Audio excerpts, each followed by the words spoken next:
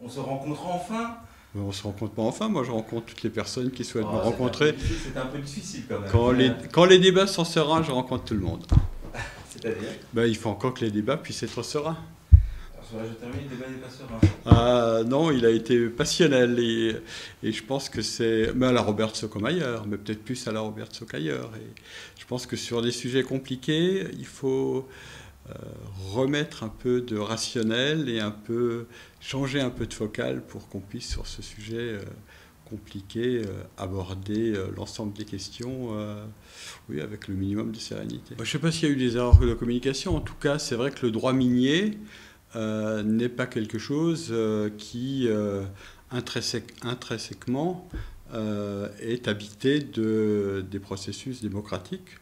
Je pense que sur cette question-là, je pense à la géothermie profonde en général et pas à la Robertson en particulier, je pense qu'il faut le débat public nous impose de changer de focale et d'avoir une vision globale de cette question, c'est-à-dire la question de la transition énergétique, la question des renouvelables, la question de la sobriété, la question de l'efficacité énergétique, parce que sinon ce débat, comme d'autres, ça finit devant chez soi, et quand ça finit chez soi, devant chez soi, ça finit jamais de manière très intéressante. On aurait peut-être dû, sur le débat sur l'énergie, sur l'agglomération, aborder le sujet plus en amont.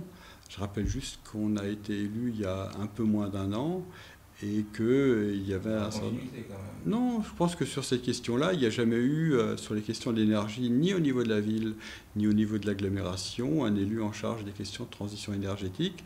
C'est un sujet qui, en général, n'intéresse pas grand monde, malheureusement, et c'est aussi un débat sur lequel il faut qu'il y ait, je dirais, échange, il faut qu'il y ait friction, il faut qu'il y ait intérêt à la fois des citoyens et de la collectivité. Et c'est vrai que peut-être sur cette question d'énergie, comme celle du climat, hein, globalement, les questions du climat, sauf s'il y a une inondation en bas de chez soi, on s'en préoccupe pas beaucoup. Non, la ville n'a pas initié une réunion publique parce que il y avait notamment au niveau de l'État des interrogations sur quand allait se dérouler l'enquête publique et il fallait, je dirais, y compris de notre côté, avoir les informations nous permettant d'engager ce débat. Il tient éventuellement au commissaire enquêteur d'en faire une à l'issue, mais en tout cas pendant les enquêtes publiques, je rappelle que la collectivité ne peut pas faire de réunion publique. Il faut qu'on arrête sur ces sujets-là de faire du nombrilisme. Quand je vois comment un certain nombre de débats se sont passés ces dernières années, est-ce que le tram passe à 30 mètres de chez moi? Non, il faut qu'il passe à 50 mètres, etc. Je pense que le débat démocratique, y compris des associations, c'est de changer un petit peu de focale, parce que ça, c'est la caricature du débat. Ce qu'on essaye depuis au moins 8 mois maintenant, de faire avancer dans cette question-là. Le premier, c'est de susciter et de permettre le débat. Après qu'il y ait des initiatives des associations, qu'il y ait des initiatives de S3PI ou qu'il y ait des initiatives des opérateurs, j'ai envie de dire que 1000 débats fleurissent, mais qui restent un peu sereins. Donc ça, c'est le débat. Le deuxième, c'est la transparence. Je crois qu'il y a eu un certain nombre de rencontres, de visites sur place, y compris avec des responsables associatifs de la Robertso, comme des autres communes.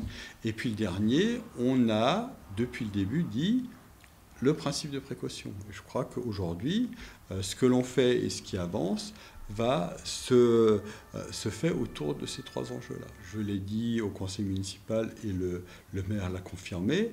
La situation du port au pétrole est une situation particulière parce qu'il y a le PPRT. Et donc, en vertu du principe de précaution, il ne nous semble pas que ce projet aujourd'hui puisse démarrer dans les mêmes conditions que les autres. De cette séquence, qu'est-ce que vous retenez? Que les questions d'énergie ne sont pas, ou trop rarement, dans le débat public.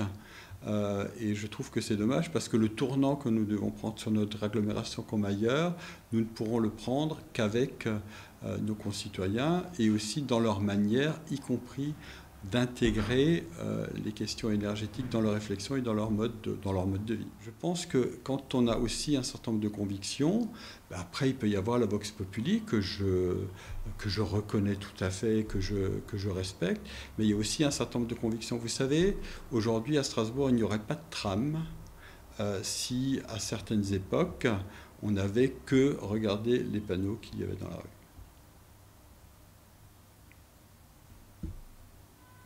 Ça veut dire aussi, dans ce cas-là, qu'on ne peut pas, la démocratie participative n'est pas du tout. Il y a le débat public et le temps de la décision. Donc le tram, il a été tranché au moment de l'élection. Non, pas du tout, pas du tout. Non. Il y a encore des gens qui demandent des référendums sur ci, des référendums sur ça, ce qui est tout à fait légitime. Quand ce n'est pas dans le programme. Oh, mais ça peut l'être ou pas l'être, mais bon, ça je trouve que c'est une question qui est tout à fait secondaire par rapport à ça à dire. Mais je pense qu'il faut qu'il y ait du débat public et il faut aussi que le débat il ait lieu à l'échelle à laquelle il doit avoir lieu, ce qui malheureusement n'est pas toujours le cas.